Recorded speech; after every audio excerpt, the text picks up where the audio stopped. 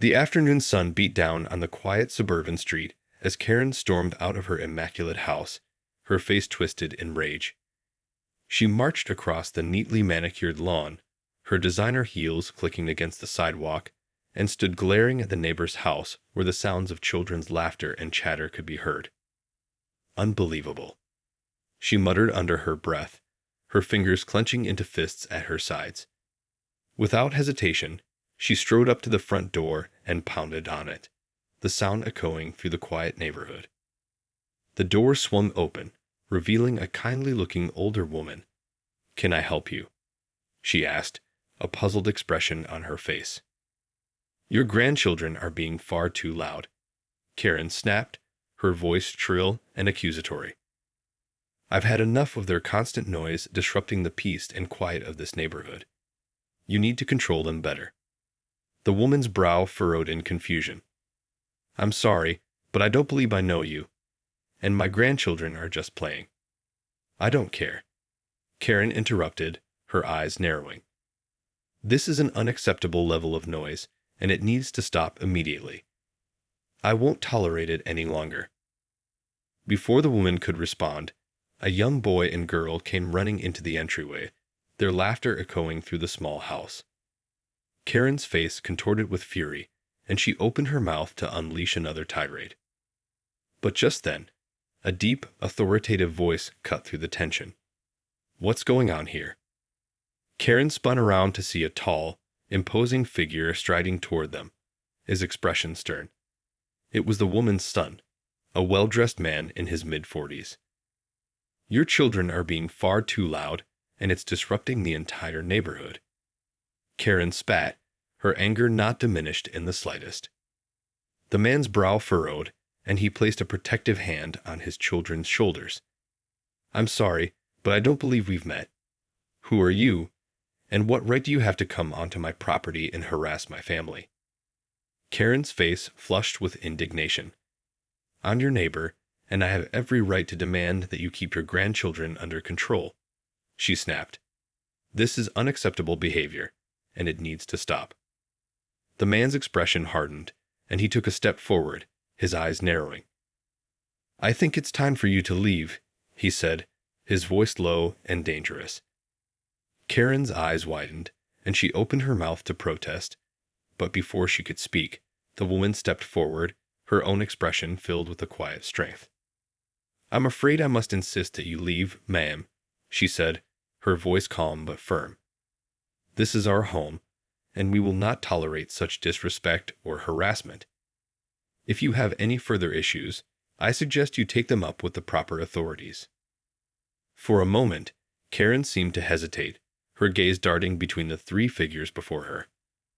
Then, with a huff of indignation, she turned and stormed back toward her own house, her heels clicking against the sidewalk. The man and woman watched her go, their expressions a mix of relief and concern. The children, who had been silent and wide-eyed during the confrontation, now looked up at their grandfather with uncertainty. "What was that all about, Grandpa?"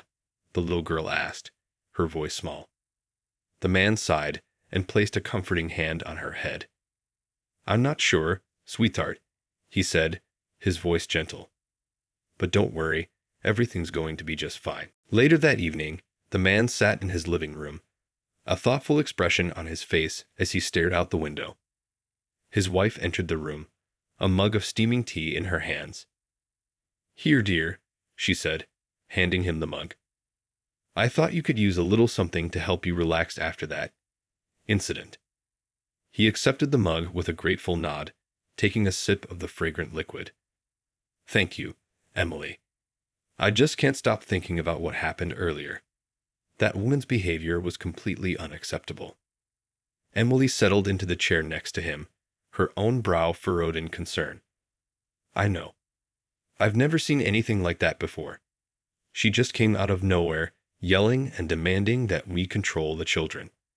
She shook her head, her expression darkening. The nerve of her. "I'm worried about what this could mean," the man said, his voice low. "That kind of entitlement and aggression is concerning, especially in our own neighborhood. What if she tries something else?" Emily reached over and squeezed his hand reassuringly. I'm sure it was just a one-time incident, dear. She's probably just a cranky old busybody who doesn't like the sound of children playing. There's no need to worry. The man nodded, though the crease in his brow remained. I suppose you're right. Still, I can't help but feel like we should keep an eye on the situation. I don't want my grandchildren to be targeted like that again. Just then, the sound of small feet padding down the hallway caught their attention, and they looked up to see the two children peering around the corner, their faces anxious. Grandma, Grandpa, the little girl said, her voice trembling. Is that lady gone? Is she going to come back? Emily rose from her chair and went to the children, wrapping them in a comforting embrace. Oh, sweetheart, don't you worry. That lady is gone, and she's not coming back. We won't let her bother you again, I promise. The boy looked up at his grandfather, his eyes wide. But what if she does come back? What if she tries to hurt us? The man's expression softened, and he set his mug down on the coffee table before reaching out to ruffle the boy's hair. Don't you worry, son. I won't let anything happen to you or your sister. I'll always be here to protect you, no matter what. The children seemed to relax at his words, their expressions easing as they snuggled into their grandmother's embrace. Emily shot her husband a grateful look, and he returned it with a reassuring smile. But as the children were led away to bed, the man's expression once again darkened, and he couldn't shake the uneasy feeling that this was just the beginning of a much larger problem. The next morning, the man strode into his home office, his brow furrowed in concentration. He settled into his desk chair and booted up his computer, his fingers flying across the keyboard as he began searching for information. After several minutes of focused research, his expression darkened. This is worse than I thought, he muttered under his breath, his jaw clenching. Just then, his wife appeared in the doorway, a concerned look on her face. What is it, dear? She asked, her voice soft. He turned to her, his eyes grave. It seems our neighbor, Karen, has a history of this kind of behavior. I've found reports of her harassing other families in the neighborhood, and even a few incidents where she's been involved in legal disputes with the local authorities.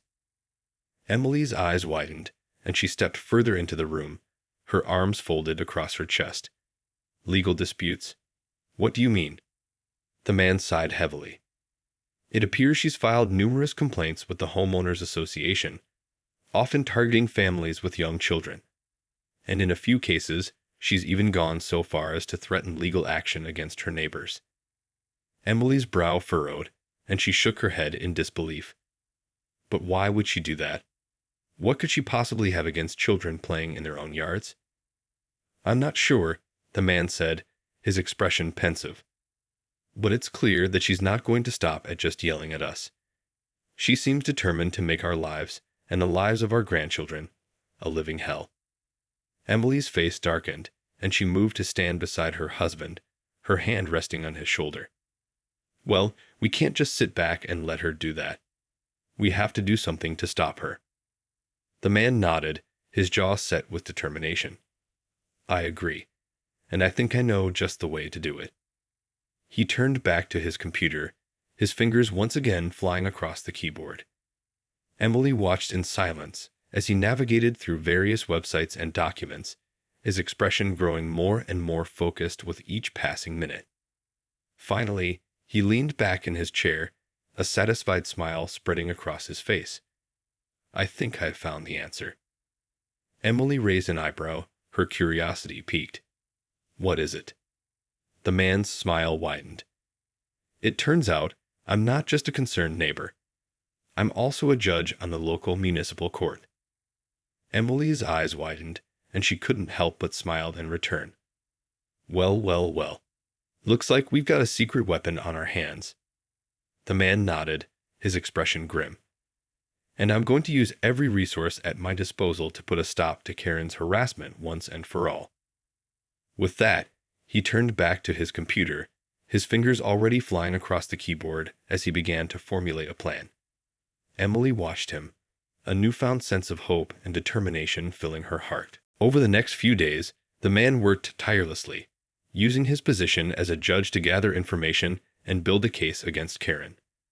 He pored over court records, interviewed witnesses, and carefully documented every incident of harassment and intimidation that she had been involved in.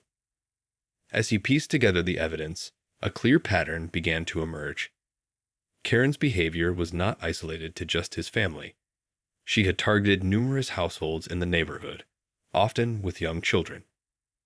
Her tactics ranged from loud confrontations to legal threats, and in some cases, she had even managed to leverage the homeowners association to harass her neighbors. The man's jaw tightened with each new revelation, his determination to put an end to Karen's reign of terror only growing stronger. He knew that he would need to tread carefully, however, as he didn't want to jeopardize his position or his family's safety in the process. One evening, as he and Emily sat together in the living room, he turned to her with a serious expression. "I think it's time to take action," he said, his voice low and measured. Emily's brow furrowed, and she placed a hand on his arm. "What do you have in mind, dear?" "I'm going to file a formal complaint against Karen with the Homeowners Association," he explained. "I've gathered enough evidence to demonstrate a pattern of harassment and abuse of power. If we can get the association to take action, it might be enough to deter her from targeting us further." Emily nodded, her expression thoughtful.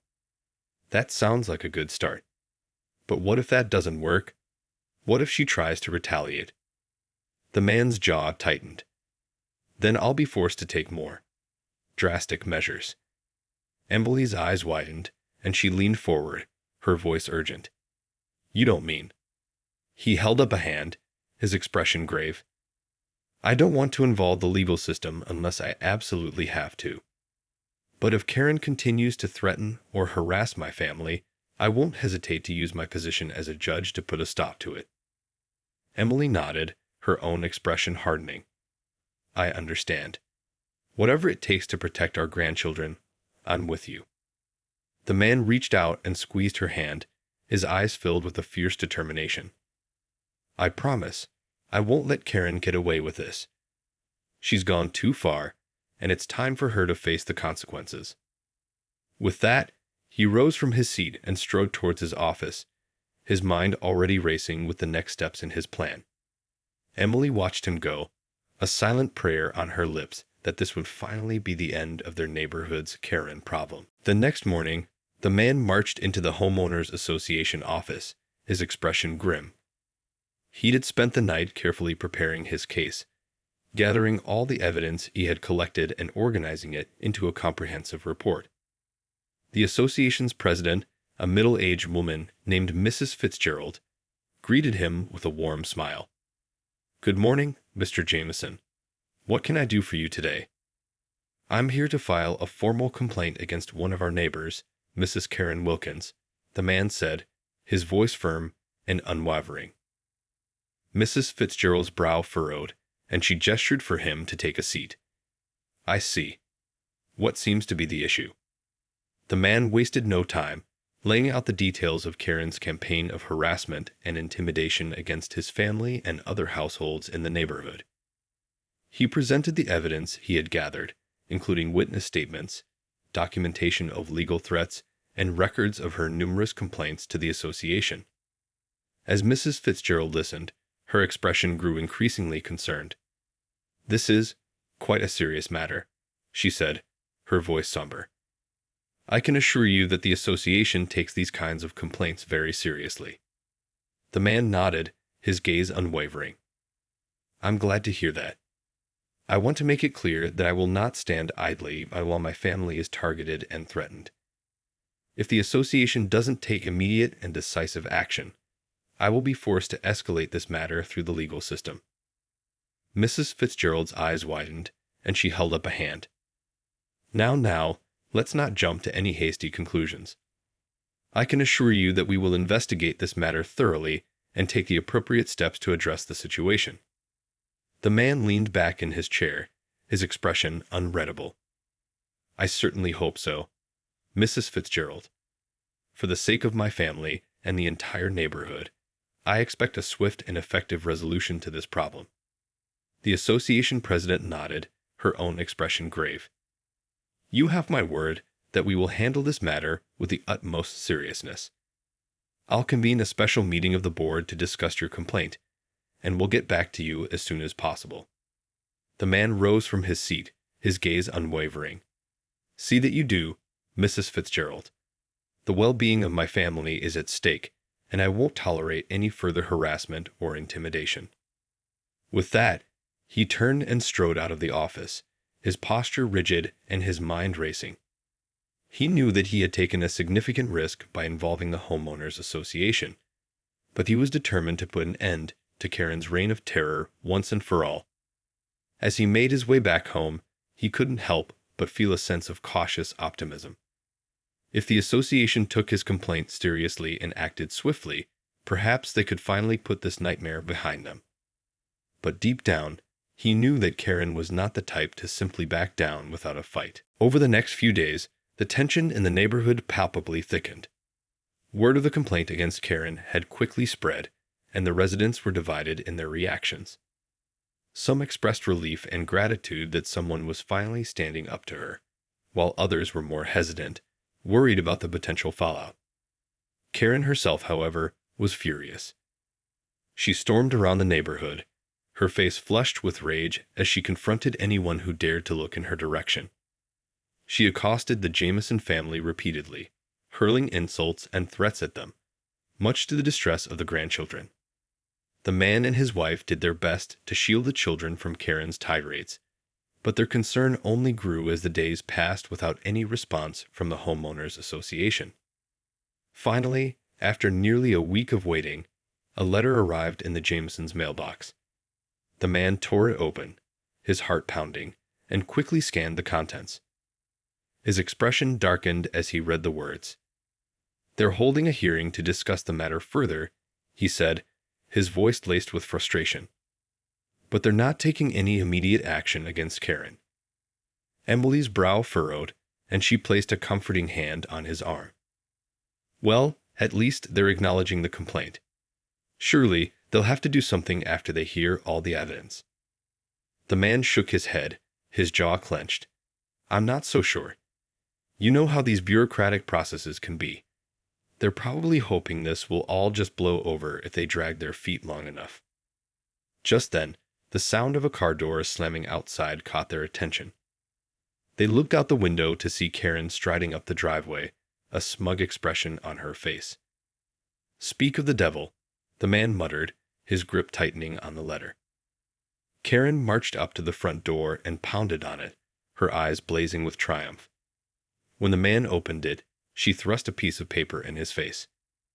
"I've filed a restraining order against you and your family," she declared, her voice dripping with malice.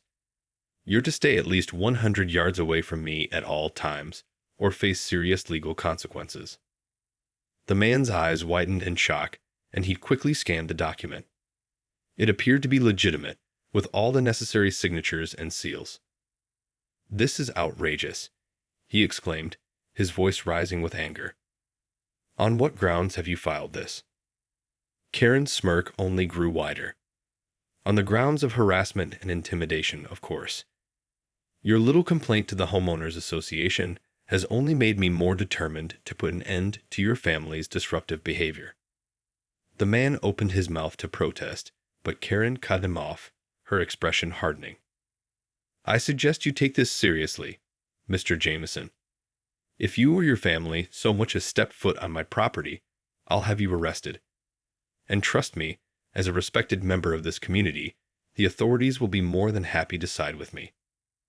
With that, she turned on her heel and strode back to her car, leaving the Jamesons stunned and disbelieving. The Jamesons spent the rest of the day in a state of shock and disbelief. Karen's unexpected move had thrown them completely off balance, and they struggled to comprehend the gravity of the situation. "I can't believe she's actually managed to get a restraining order against us," the man said, pacing back and forth in the living room. "This is completely absurd." Emily watched him, her expression tense. "I knew she was vindictive, but this is beyond anything I could have imagined." The man stopped and turned to face his wife, his eyes filled with a mixture of frustration and determination. "We can't let her get away with this. I'm going to fight this in court, no matter what it takes." Emily nodded, her own expression hardening. "Of course, dear. But we have to be careful. If she's really as well connected as she claims, we could be in for a real uphill battle." The man sighed heavily and ran a hand through his hair. I know. But I can't just sit back and let her terrorize our family like this. The children are already terrified of her, and I won't let her ruin their sense of safety and security in their own home." Emily reached out and squeezed his hand reassuringly. "I understand, darling, and I'm with you, no matter what. But we need to be strategic about this. We can't let our emotions cloud our judgment." The man nodded, his expression softening. "You're right. We need to think this through carefully and plan our next move." Just then, the sound of small footsteps echoed down the hallway, and the two children appeared, their faces filled with worry. "Grandpa, Grandma, is that lady going to come back?" the little girl asked, her voice trembling. The man quickly crossed the room and gathered the children into his arms, holding them close. "No, sweetheart, she's not going to come back. I won't let her hurt you, I promise." The boy looked up at him, his eyes wide. "But what if she does? What if she tries to take us away?" The man's expression darkened, and he tightened his grip on the children. "That's never going to happen. I swear it. I'll do whatever it takes to protect you, no matter what." Emily watched the scene, her heart aching for her family. She knew that the road ahead would be long and difficult, but she was determined to stand by her husband's side and fight for their grandchildren's safety. As the children clung to their grandfather, the man and Emily exchanged a resolute look. They would not back down, no matter what Karen threw at them. This was a battle they were determined to win, no matter the cost. In the days that followed, the Jamisons set to work, determined to fight Karen's restraining order and put an end to her reign of terror once and for all. The man used his connections as a judge to carefully review the legality of the order, searching for any flaws or inconsistencies that could be used to challenge it. Meanwhile, Emily reached out to other neighbors, gathering additional evidence and witness statements to bolster their case. Together, they meticulously built their defense, leaving no stone unturned. They knew that Karen was a formidable opponent, with a seemingly endless supply of resources and influence, but they were equally determined to prevail. When the day of the court hearing arrived, the Jamisons entered the courtroom with a sense of cautious optimism. The judge, a respected colleague of the man's, listened intently as they presented their evidence and arguments, their voices filled with conviction. Karen, in turn, tried to leverage her connections and reputation, but the judge remained impartial and focused solely on the facts. In the end, it was clear that the restraining order had been filed without just cause, and the judge swiftly dismissed it. As the ruling was announced, a collective sigh of relief swept through the courtroom. The Jamisons, their grandchildren in tow, emerged victorious, their expressions a mix of triumph and relief. "It's over," the man said, pulling his wife and grandchildren into a tight embrace. "We did it. Karen won't be bothering us anymore." Emily smiled, her eyes glistening with tears of joy. "I knew you could do it, dear. I never doubted you for a moment." The children, sensing the shift in the air, began to giggle and play, their carefree laughter filling the air. The Jamisons watched them, their hearts swelling with pride and gratitude. As they walked back home, the man turned to his wife, his expression thoughtful. "I suppose we should expect a visit from the Homeowners Association soon. They'll want to discuss the outcome of this whole ordeal." Emily nodded, her brow furrowing. "I just hope they take it seriously this time and put an end to Karen's harassment for good. Our family deserves to live in peace without constantly looking over our shoulders." The man squeezed her hand reassuringly. "Don't worry, my dear. I'll make sure they understand the gravity of the situation. After all, I have a few tricks up my sleeve as a judge." Emily chuckled, her spirits lifted by her husband's confidence. I have no doubt you'll handle it, dear. You've always been more than a match for the likes of Karen Wilkins. As they approached their home, the Jamesons looked upon it with a renewed sense of pride and security. The battle may have been won, but they knew that the road ahead would not be easy. Nonetheless, they were determined to face whatever challenges lay in store, united as a family and ready to defend their hard-earned peace and tranquility.